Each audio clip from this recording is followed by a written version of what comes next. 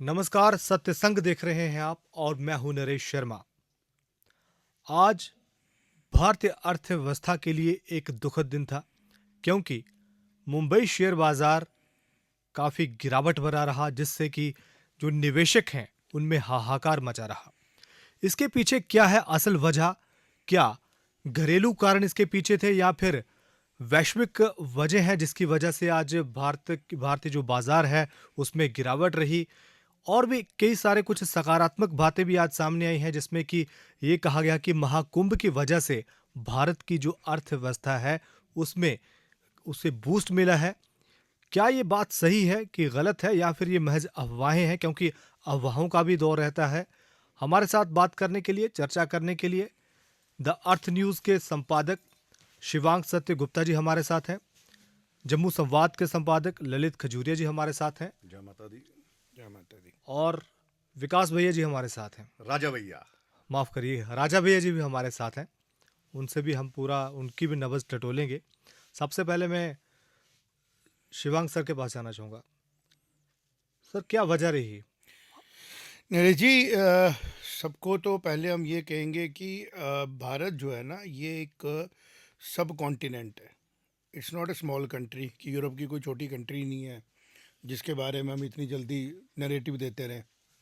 But जब से ये टेक्नोलॉजी का दौर आया है ना, तो हर बात फैलाना बहुत आसान हो गई है। पर्टिकुलरली अगर हम बात करें शेयर मार्केट की, आपने देखना है कि जब कोविड आया, लगभग 7,500 के करीब निफ्टी ने टच किया था और आज वही निफ्टी 22,000 के ऊपर पहुंचा है। तो आप ये समझें कि जब निफ्टी 22,000 पे है तो कितने साल में, 2021 से शुरू हुआ सफ़र, 4 साल के अंदर अंदर भारत की जो निफ्टी का साइज़ है वो 7500 से पहुंच जाता है 22,000। कितने परसेंट हुआ, ये लोग जो सुने वो देखें। अब रहा सवाल मार्केट में उतार चढ़ाव, 1400 पॉइंट लेस हो गया, कम हो गया, ये एक रूटीन प्रोसेस है। कंपनीज काम कर रही हैं, ग्लोबल वर्क चल रहा है। पैसिमिज्म फैलाने वाले लोग हमेशा निराशावादी वाली बातें कभी करते अच्छा दिन हैं। रहता है, कभी खराब दिन भी रहता है, कभी खराब तो एवरेज होता भी ही नहीं रहता ना। है। जो लोग देखें, भारत का पूरा जो सिविलाइजेशन है वो रामायण और महाभारत के आगे पीछे ही घूमता है। और मॉडर्न वर्ल्ड में जब आते हैं हम, तो हमें चाणक्य दिखते हैं जिनके आगे पीछे हमारी सारी मॉडर्न फिलॉसफी चलती है आम आदमी के लिए। तो जब आप महाभारत का बेस लेते हैं तो उसमें आता है कि जुआ नहीं खेलना, जुआ नहीं खेलना। और किसने एग्जाम्पल दी? युधिष्ठिर, जो उस टाइम के धर्मराज के बेटे, यानी कि मतलब ये जुआ है, मोस्ट। शेयर मार्केट जुआ है। मैं इसमें पब्लिक में कमेंट नहीं कर रहा हूँ। Anything which is having speculations, मिलता जुलता है उससे। जो कैलकुलेशंस में नहीं आती है, जिसमें आप मैनेज कर पाते हो। उस टाइम भी कहा गया कि शकुनी जो है उसके पास से जो डाइस थी वो लोडेड थी, कि शकुनी के पासों में उन्होंने मैनेज किया था, तो उससे उन्होंने युधिष्ठिर को हरा दिया। अब भारत इतना बड़ा मुल्क है, सब लोगों की नज़र में आ चुका है कि 150 करोड़ यहाँ पे लोग खाना खाते हैं, कपड़े पहनते हैं, रोज़गार कर रहे हैं। तो ये इकोनॉमी को कौन रोक सकता है? 5 छोड़ के या 10 ट्रिलियन भी हो जाएगी। कारण इसका ये होगा क्योंकि इंट्रैक्शंस बढ़ रही हैं, और जो हमारी कंपनी है, भारत की अपनी कंपनी है, वो सेल्फ डिपेंडेंट होके आत्मनिर्भर भारत की वजह से आगे बढ़ रही हैं। आपको क्या लगता है कि जो डराने का काम है वो कैसे किया जाएगा? इसी तरीके से, क्योंकि फॉरेन इन्वेस्टर आते हैं, पैसा लगाते हैं, जब मन करता है निकल जाते हैं, निकालते हैं जब वो पैसा, तो आम लोगों का पैसा गिरता है। आप देखें इस टाइम पे यूट्यूब पे भी चले जाएं, सोचो हर आदमी कह रहा है अकाउंट खोलो, डीमैट अकाउंट खोलो, शेयर मार्केट में निवेश करो, साथ ही में लिखा होता है इसमें रिस्क है।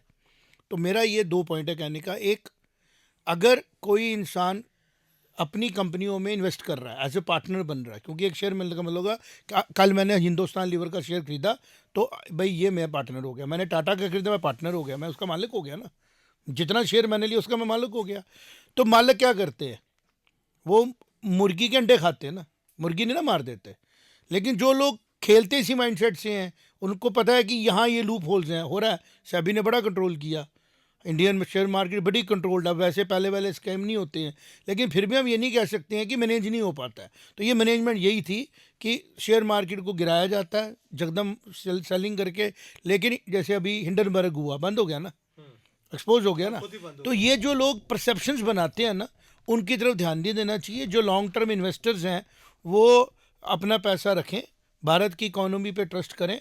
ये मार्केट्स ग्रो करनी है, कर रही हैं। सिर्फ आप अगर स्पेकुलेशन, मैंने जो महाभारत वाली बात बोली उसको आपने ये समझना है कि स्पेकुलेटिव चीज़ें जो है ना उसके साथ आप ट्रैप हो सकते हैं, उन लोगों के साथ जो लोग स्पेकुलेशन का फ़ायदा उठाने की कोशिश सर मेरा एक करते और हैं। सवाल, क्योंकि आप बाजार को बेहतर जानते हैं, क्या ये कहा जाए कि ये जो प्रधानमंत्री नरेंद्र मोदी जी अमेरिका के राष्ट्रपति डोनाल्ड ट्रंप के साथ मुलाकात हुई, उस मुलाकात के दौरान आप देखिए मीडिया किस तरह से कह रहे हैं देश को बेचकर आ गए, ट्रंप ने ये कहा, कितनी पाबंदियां लगाई, कितना कुछ किया, क्या इसका असर इन्वेस्टर्स पर ऐसा तो कुछ नहीं है ललित जी। आप एक चीज़ को देखें, मैं काफ़ी सालों से ये कह रहा हूँ, पर्सनल अपने गेट टुगेदर्स में भी, कुछ पर्सनल अफवाहें मुलाकातों होती है में ना भी। जो इस तरह की, देखिए, होना जो है वो ईश्वर से अलावा कोई नहीं जानता है। हम लोग, मेरे जैसे लोग बात कर सकते हैं और क्या आकलन लगा पता है। सकते हैं। नहीं, कैलकुलेशंस होती हैं, सीधे सीधे दिख रहा है कि पुतिन स्ट्रॉन्ग लीडर बन गए, पूरा रशिया कंट्रोल किया कंटिन्यूटी के साथ। इंडिया में एक स्ट्रॉन्ग लीडरशिप आ चुकी है, कंट्रोल्ड है, और सेकेंडरी लीडरशिप भी कंट्रोल्ड है कि आपके बाद लाइनअप लगभग क्लियर है, who will be taking the, कौन पार्टी आएगी, क्या आइडियोलॉजी आएगी, कैसे होगा, सारी चीज़ें लगभग क्लियर हैं। अमेरिका में डिस्टर्बेंस का रीज़न लग रहा था क्योंकि अमेरिका वर्ल्ड की स्ट्रॉन्गेस्ट इकोनॉमी में आती है, वर्ल्ड उसके आगे पीछे घूमता है, टेक्नोलॉजी का एपी सेंटर लगभग अमेरिका है। डोनाल्ड ट्रंप अभी आ चुके हैं, 5 साल यहीं पे रहेंगे, जितना 4 साल उनका टेन्योर होगा यहीं पे रहेंगे। अब इन सब के बीच में पूरे ग्लोब के लिए क्या सिनेरियो आपको दिखता है? वो ये दिखता है कोऑर्डिनेशन और डिप्लोमेटिक सक्सेस। तो भारत जो है प्रधानमंत्री नरेंद्र मोदी की लीडरशिप में एक मेजर रोल प्ले कर रहा है, इवन इफ कि इकोनॉमिकल कंट्रीब्यूशन अभी इतना नहीं है भारत का पूरे ग्लोब की इकोनॉमी में, लेकिन फिर भी कौन सी पावर इस्तेमाल की जा रही है कि हर एक बड़ा नेता मोदी जी के साथ कनेक्ट करके अपने मुद्दों को सॉल्व करने की कोशिश करता है।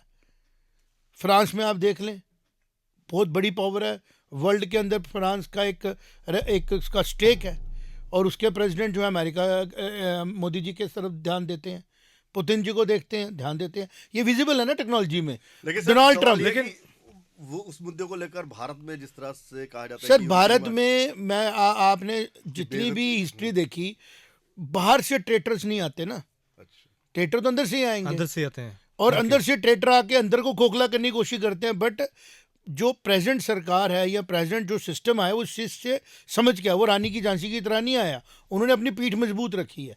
और अगर एक तरफ नैरेटिव है, नैरेटिव बिल्डिंग जो कि झूठ पे है, सेंसेक्स नीचे आता है क्योंकि सेंसेक्स ऊपर गया होता है। नहीं, ट्रंप भी क्या इसके पीछे कोई वजह है? सेंसेक्स देखें, की आप बात कर मैं रहे हैं, आपको एक बात बता रहा हूँ कि ट्रंप टैक्स की बात की जा रही है। वो ट्रंप अपना घर सीधा करने के लिए स्टेप्स ले रहा है, उसको अमेरिका को स्ट्रांग बनाना है, जो अमेरिका के ओवरहेड एक्सपेंडिचर्स थे उसको कम करना है। उन्होंने एक डिपार्टमेंट बनाया डॉज कि मुझे अपने अमेरिकन की सेफ्टी सिक्योरिटी की तरफ ध्यान देना है। हम लोग उलझते रहते हैं, कभी अफगानिस्तान में उलझ जाते हैं, अभी तो कह रहे थे अफगानिस्तान से मेरे वेपन मुझे वापस दे दो, ठीक है। अब उसकी Trump is not one person, एक आइडियोलॉजी पूरी जुड़ती है जो काम करती है, और ट्रंप उसकी लीडरशिप करते हैं। तो वो आइडियोलॉजी है माई कंट्री फर्स्ट। चलो, भारत की आइडियोलॉजी है my country first. My country China कहता है माई कंट्री फर्स्ट। तो इन सब के बीच में जब भारत बोलता है माई कंट्री फर्स्ट, तो यहाँ के कुछ लोग शुरू होते हैं नहीं नहीं हर नहीं, किसी को अधिकार है माई कंट्री फर्स्ट, हर किसी को कहने का अधिकार है। मैं ललित जी के पास जाऊंगा। ललित जी, नरेंद्र मोदी तो कहते हैं कि भैया ट्रंप मेरे बड़े अच्छे दोस्त हैं, क्या ट्रंप दोस्ती नहीं निभा रहे जिसका भारत को खामियाजा उठाना पड़ रहा है?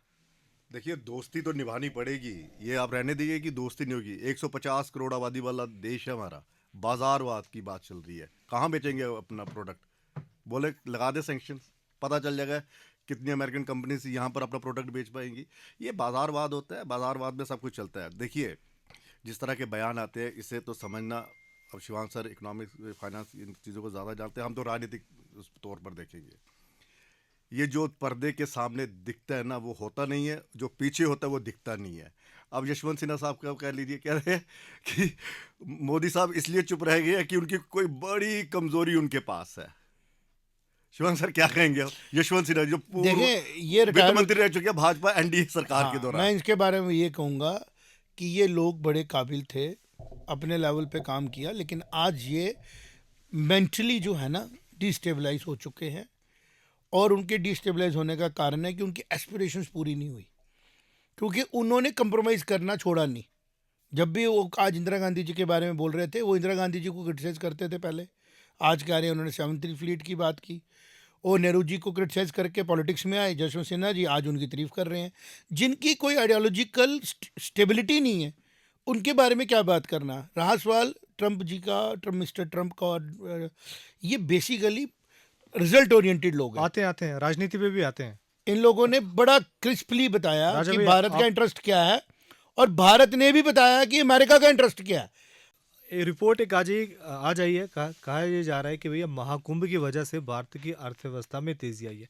आप महाकुंभ में स्नान करके आए हैं, तो क्या लगता है भारत की जो अर्थव्यवस्था है वो भी स्नान करेगी इसमें? महाकुंभ में वाकई में फायदा होगा, या फिर एक नैरेटिव सेट करने की कोशिश की जा रही है? देखिए नैरेटिव वगैरह मुझे नहीं पता कौन सा सेट होता है कौन सा नहीं होता है, लेकिन हाँ इकोनॉमी आप किस तरह से उसको लेते हैं।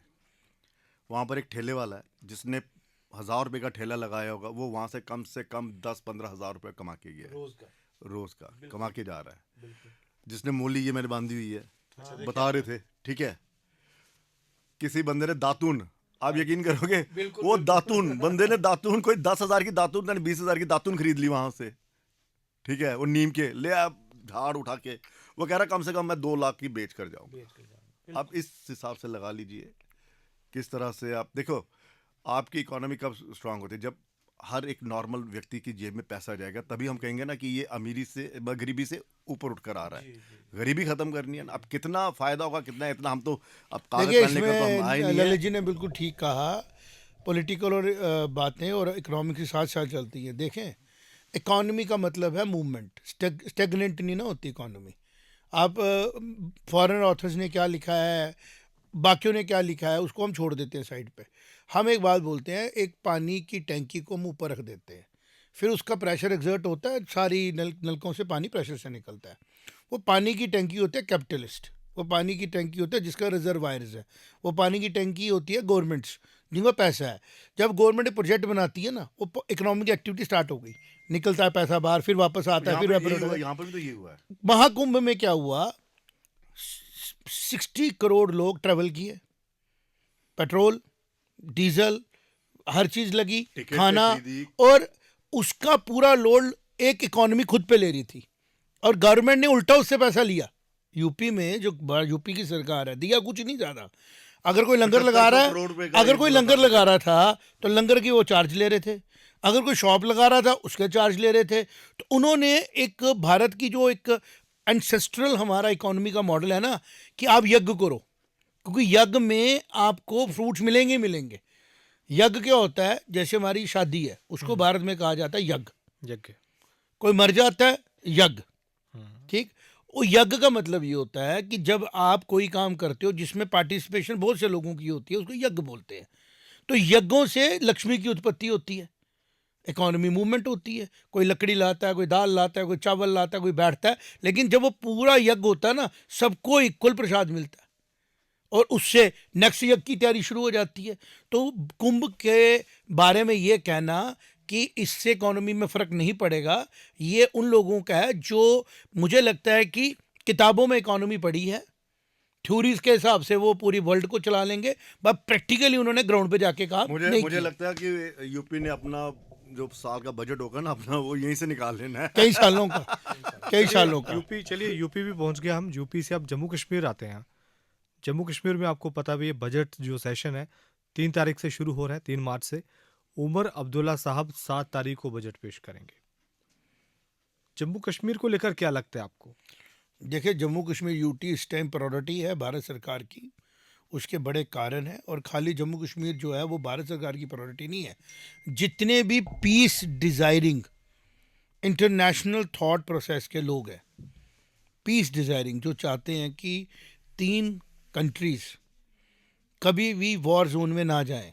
वो तीनों न्यूक्लियर स्ट्राइक पावर में हैवीली इक्विप्ड है। वो चाहते हैं जम्मू कश्मीर स्टेबल रहे। अब जम्मू कश्मीर को जितना आज सीरियस लिया जा रहा है ना प्रेजेंट सरकार के द्वारा, इतना कभी नहीं लिया गया। इतना अगर 47 में ले लिया होता प्रेजेंट ना सरकार, नीरज जी, ये उमर अब्दुल्ला की सरकार या दोनों मनोज सिन्हा की दोनों। सरकार? देखिए, उमर अब्दुल्ला जी को क्रेडिट देना पड़ेगा, उस फैमिली में वो पैदा हुए जहां उनके दादाजी ने भी सीरियसली लिया। वो समझ रहे थे कि जम्मू कश्मीर किस तरीके से कंट्रोल में आ सकता है। ये तो पाकिस्तान तो वन साइड पर झंडा लेके आया था कि मैं यहाँ से कबाली भेजूंगा, वहाँ से कश्मीरी मुसलमान अपने अपने इस्लाम को यूनानिमेट करेंगे और वहाँ से हम बोलेंगे जी पाकिस्तान भी मुस्लिम है, कश्मीरी भी मुसलमान है, जुड़ जाओ। शेख अब्दुल्ला खड़े हो गए।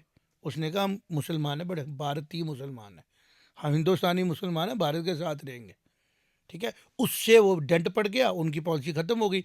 फिर 20-30 साल उनकी पॉलिसी चली। फिर किसी नैरेटिव के तहत मिस हैंडलिंग होती है ना सेंटर के द्वारा, फिर गलती हुई, उनके साथ एट्रोसिटीज़ हुई, या उनके बयान कुछ ऐसे आ गए कि नेहरू जी को वापस लेना पड़ा। ये होती है पर्सनल स्कोर्स। जब एक बड़े कनवास पे काम करना होता है ना तो कुर्बानी देनी पड़ती है।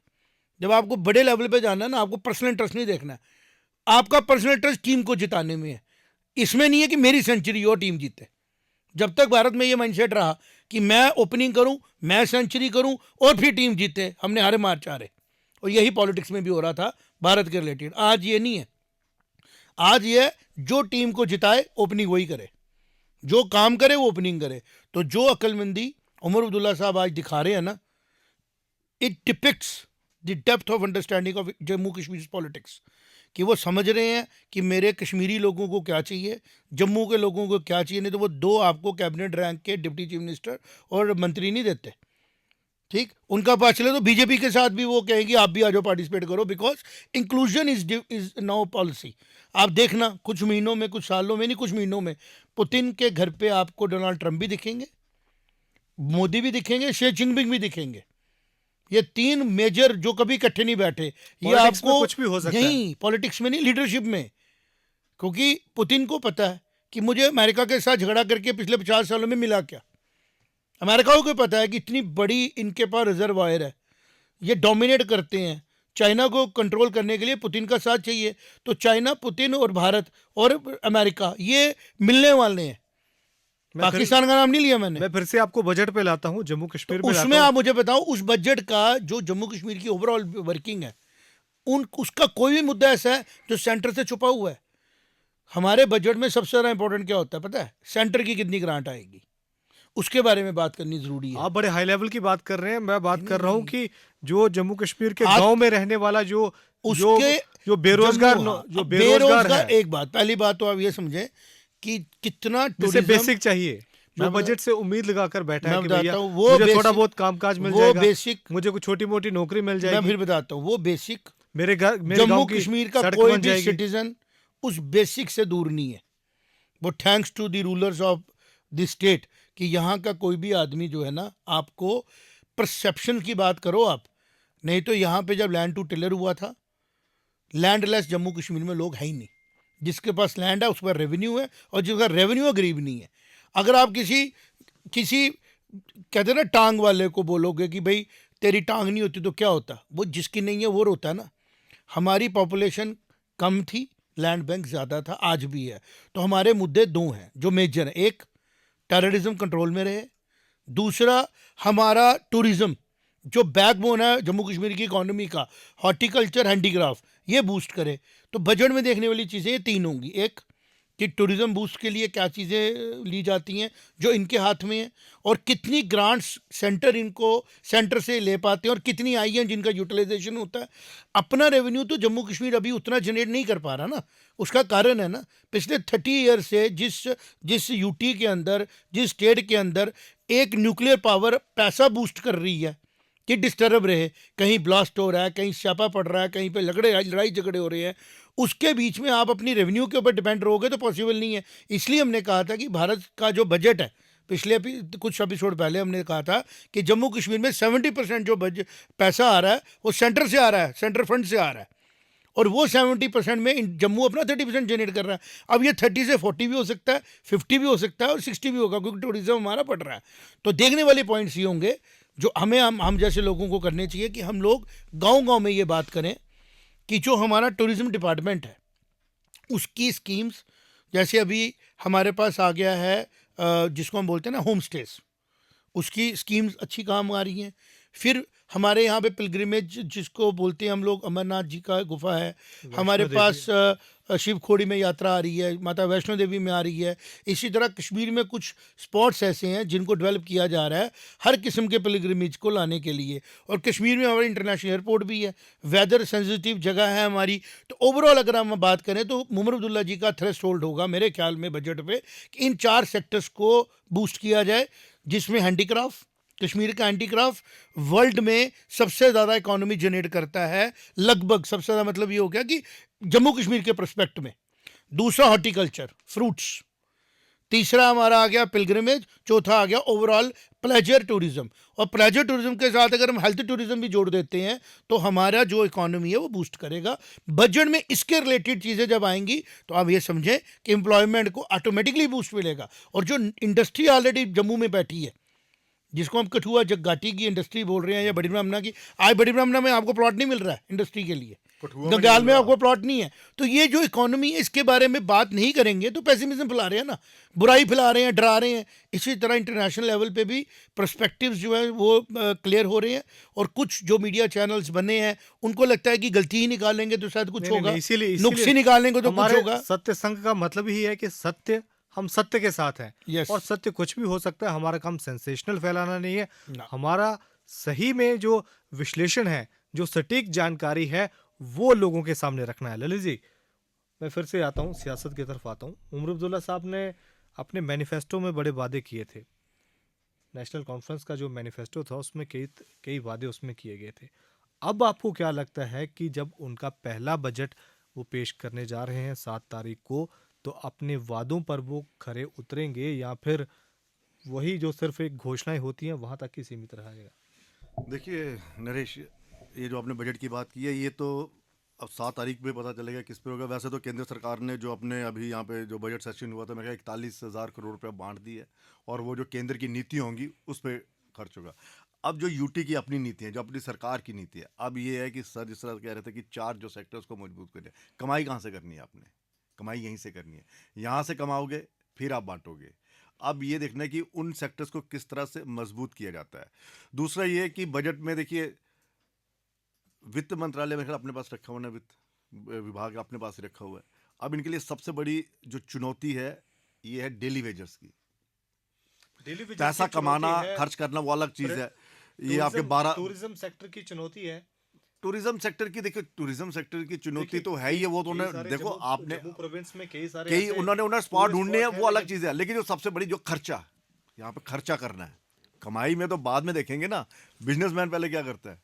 पहले अपना पैसा लगाता है भाई, खर्च करता है, फिर बाद में देखते हैं मुझे कितनी कमाई होनी है। यहाँ पर पहले खर्च करना है उन्होंने कि खर्चा कितना है, डेली वेजेस को किस तरह से वो करेंगे। क्या डेली वेजेस का ये मामला सुलझ जाएगा? 12 सिलेंडर, 200 यूनिट्स, 1 लाख जॉब, क्या कहते हैं इकोनॉमिक वीकर सेक्शंस वालों को 3,000 तो नहीं कितना 5,000 दे रहे हैं, मतलब कि विडो को और इकोनॉमिक सेक्शन जो वुमेन उनको, इस तरह से ये पैसे कहाँ से लाएंगे? ये सबसे बड़ी चुनौती है। तीसरा ये है कि इस बजट में क्या वाकई, मैं शिवांग सर के पास आऊँगा, क्या वाकई ईमानदारी से चर्चा होगी? क्योंकि इस सेशन में मामला 370 का उठना ही उठना है, और जब ये मामला उठेगा तो क्या होगा? मैं आपको इसका जवाब दे देता हूँ और मुझे पूरा विश्वास है वैसा ही होगा। बीजेपी विरोध करेगी। देखें, पॉलिटिकली एक चीज़ बड़ी क्लियर हो चुकी है कि उमर अब्दुल्ला साहब ने बजट सेशन से पहले दिल्ली जाके एक मैसेज दिया है कि मैं लोगों के लिए काम करना चाहता हूँ और मुझे अपोजिशन की सपोर्ट की ज़रूरत है। 370 पे भी बात होगी क्योंकि उनके कॉन्स्टिट्यूंसी है, उनके लोग चाहते हैं कि यहाँ को रिजर्वेशंस मिलें। और एक बात मैं आपको बताऊं, सेंटर ने भी रिजर्वेशंस को बड़ा ज़्यादा डिनाई नहीं किया कभी। नहीं सर, मेरा साइलेंट है सेंटर। ये पीडीपी उठाएगी मुद्दा, पीडीपी ये NC नहीं उठाएगी। नहीं, बात पीडीपी एनसी का नहीं, बात है घाटी का, बात है कश्मीर के लोगों की। उनको लगता है कि हमें रिजर्वेशन होनी चाहिए। लेकिन एक और मुद्दा आ रहा है ना, जो आपने देखा बिल एक इंट्रोड्यूस हो रहा है, जो रिजर्वेशन पॉलिसी सेंटर से आई, उसको रिव्यू करने के लिए बात चल रही है। मेरा ये कहना है और मेरी ये ऑब्जर्वेशन है कि जो जिस तरीके से चीज़ें बन रही हैं, बात उठेगी रिजर्वेशन की, बात उठेगी 370 के ऊपर, तो नहीं हम 370 को भूल जाते हैं, वो तो हो नहीं सकता कभी, but some sort of cushion, some sort of reservation. PDP नहीं, वो तो उठाएगी, जो अपोजिशन में होगा वो तो वही बोलेगा कि मैं PDP चांद तारे तोड़ के लाऊंगा। पीडीपी के अलावा और भी कुछ छोटी पार्टियां हैं, जैसे इंजीनियर People रशीद Conference है, उठाएगी, इंजीनियर कोई रशीद है, उठाएगी। कुछ इंडिपेंडेंट है, हो सकता है कांग्रेस भी कहीं ना कहीं पे कोई साइलेंट रह के कोई देखे कि मुझे कोई रेलेवेंट मिले। प्राइवेट मेंबर बिल लाने की भी वो कोशिश कर रहे हैं। लगता है ये मैं उसी पे कंक्लूड कर रहा हूँ। होगा। देखिए, मैं उसी पे कंक्लूड करूंगा। जो मेरा ऑब्जर्वेशन है, जो इन्होंने पूछा, नरेश जी ने और ललित जी आपने पूछा कि होगा क्या। देखिए, फ्यूचर के बारे में ईश्वर जानते हैं, लेकिन जो परसेप्शन मुझे लग रही है होने वाली है, बात उठेगी, बट पिछले टाइम के असेंबली की तरह फ्लेयर नहीं होगी। जैसे पिछली बार फ्लेयर हो गया था, उठा के सांसद बाहर आए, वो लगभग हो चुका है। इस बार क्या होगा, पहला काम किया जाएगा कि सब लोग अपने अपने सवाल पूछें। उमर अब्दुल्ला साहब कुछ ऐसे बिल पास करा पाएँ जो कि भारत के मतलब जम्मू कश्मीर के लोगों के लिए इंपॉर्टेंट है, और उनके भी कुछ कमिटमेंट्स हैं जो उन्होंने कहा था मुझे 5 साल दो, फिर मैं रिजल्ट देता हूँ।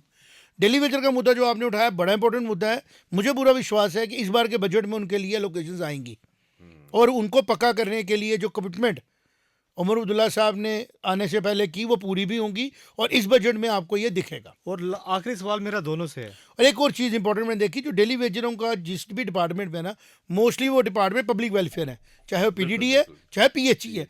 तो मुझे लगता है एक डिसीजन अगर ये सरकार लेती है तो उससे मल्टीपल बेनिफिट्स जो हैं वो लोगों को मिलेंगे। एक सवाल मेरा दोनों से है, उनका रुख कैसा होगा जिनका 2 दिन का ट्रेनिंग सेशन चल रहा है कटरा में, उन 28 बंदों का उनका रुख कैसा होगा? देखिए, अगर आप बीजेपी को ध्यान से देखें, हम इसको ऐसे बोल सकते हैं कि मॉडर्न टर्म में BJP is a political identity having a corporate culture.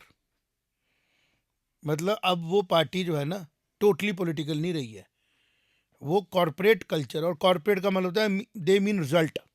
उनको ये बात क्लियर है कि हमें कश्मीर में कोई सीट नहीं मिली है, कश्मीर के लोगों ने हमें बहुत ज़्यादा इलेक्शन, ऐसा नहीं कि वोट शेयर बढ़ा है तो हमारी, ऐसा भी नहीं कि कश्मीर में हमारी एक्सेप्टेंस नहीं है, कश्मीर में एक्सेप्ट कर रहा है। आज उनका होना चाहिए कि कश्मीर के लोग ये देखें कि बीजेपी के कुछ लोग उनके रिलेटेड कुछ डिसीजंस में हेल्प कर रहे हैं। अगर कोई बिल ऐसा आता है जो हॉर्टिकल्चर बेटरमेंट की बात करता है तो बीजेपी सपोर्ट करेगी। अगर कोई बिल ऐसा आता है जो वहाँ के पिलग्रिमेजेस को, टूरिज्म को बूस्ट करने के लिए जम्मू कश्मीर को यूनानिमसली तो बूस्ट उसको करेगा। और बदले में बीजेपी क्या लेगी, कॉर्पोरेट क्या लेगा बीजेपी का, कि जब जम्मू की इनकी कॉन्स्टिट्यूंसी की कोई इंटरेस्ट की बात आती है तो उनको वो कन्विंस करेंगे साइलेंट रहना, ताकि हम लोग अपनी अपनी कॉन्स्टिट्यूंसी को संभाल सकें। और अगर आगे चल के कोई जैसे गॉसिप चल रहा है, पॉलिटिकल गॉसिप चल रहा है कि स्टेट मिलनी है, उसमें बीजेपी की गवर्नमेंट होगी, बीजेपी पार्टिसिपेट करेगी, तो उसकी बेस इसी असेंबली में आपको पता लग जाएगा। ललित जी, मेरा थोड़ा सा अलग है। हाँ, कटरा वाले जो चल रहे हैं ना, वो ये चल रहा है कि क्या हमें विरोध करना है या नहीं करना है, क्योंकि ये फंस गए हैं दोहरे जाल में। अगर इन्होंने विरोध किया तो इनडायरेक्ट वे में ये एलजी साहब के खिलाफ जाएगा, और अगर डायरेक्ट इनका विरोध कर दिया तो ये पहले मिलकर आए हैं कि भाई साहब हम तो चाहते थे सेशन आराम से चले, देखिए आप ही के लोगों ने ये सब कुछ किया। और भारतीय जनता पार्टी चाहती है कि ऐसा कोई मुद्दा हमसे ना उठे जिसमें घमासान हो जाए। अब वो देखिए कि पीडीपी, मेरा आज भी यही मानना है कि ये हंगामेदार होगा, और 370 पर जब ये मुद्दा उठेगा तो बायकॉट होगा, स्थगित हो जाएगा सेशन, बड़ा कुछ होगा। और दूसरा ये है कि अगर भारतीय जनता पार्टी बहुत ईमानदार है जम्मू कश्मीर की आवाम के लिए, जिस तरह से इन्होंने क्या कहते हैं, उमर साहब ने अपनी ईमानदारी दिखा दी कि कैबिनेट की पहली मीटिंग में ही इन्होंने प्रस्ताव ला दिया स्टेटहुड का। और मुझे लगता है कि भारतीय जनता पार्टी को चाहिए दाएं बाएं को छोड़िए, स्टेटहुड का प्रस्ताव लाइए, फिर देखते हैं बाकी क्या करते हैं। ललित जी ने बिल्कुल ठीक कहा, धन्यवाद। तो ये था आज का सत्य संग, जिसमें अर्थनीति और राजनीति पर बात हुई, और दोनों ही मुद्दों पर अलग अलग पहलुओं पर बड़ी ही बारीकी से यहाँ पर विचार रखे गए, बहस भी हुई, लेकिन हमारा एक ही मकसद है, सत्य के संग। फिलहाल इतना ही। धन्यवाद। जय माता दी। जय माता दी।